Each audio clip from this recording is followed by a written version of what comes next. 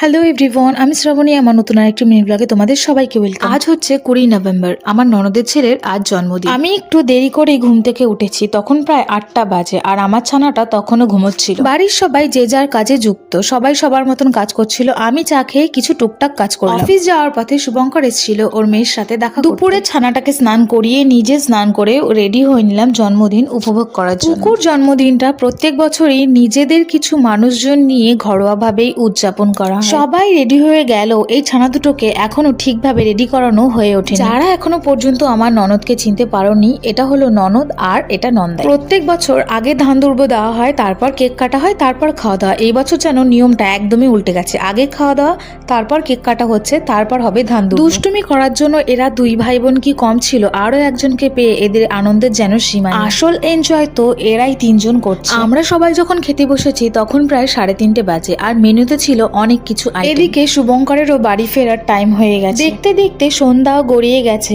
আর cake কাটার সময় যেন এগিয়ে এসছে। আমি যখন বিয়ে হয়ে এ বাড়িতে আসি, পুকু তখন 2.5 বছরের।